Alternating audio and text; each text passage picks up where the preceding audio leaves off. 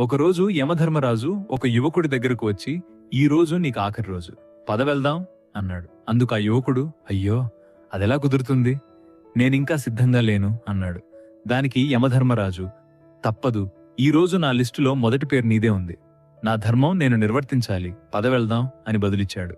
అప్పుడు యువకుడు, "సరే యమధర్మరాజా, నా చివరి కోరికగా మనమిద్దరం కలిసి ఒక కప్పు కాఫీ తాగుదాం, ఆ తర్వాత మీతో నేనొచ్చేస్తాను" అని కోరాడు. యమధర్మరాజు అందుకు అంగీకరించి ఆ యువకుడు తెచ్చిన కాఫీ తాగాడు. ఆ కాఫీలో యువకుడు నిద్రమాత్రలు కలపడం వల్ల యముడు గాఢ నిద్రలోకి జారుకున్నాడు. వెంటనే ఆ యువకుడు యముడి దగ్గరున్న లిస్టు తీసుకుని అందులో మొదటి స్థానంలో ఉన్న తన పేరును చివరికి మార్చాడు.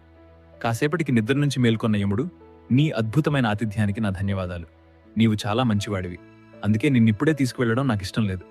నీ మీద అభిమానంతో ఈ రోజు నా లిస్టులో చివరి నుంచి నా పని మొదలు పెడతాను" అని చెప్పి ఆ యువకుడి ప్రాణం తీసుకుని వెళ్ళిపోయాడు. ఇందులో నీతి ఏంటంటే, నువ్వు ఎంత తెలివిగా ప్రయత్నించినా రాసిపెట్టి ఉన్న తలరాతను ఎవరూ మార్చలేరు.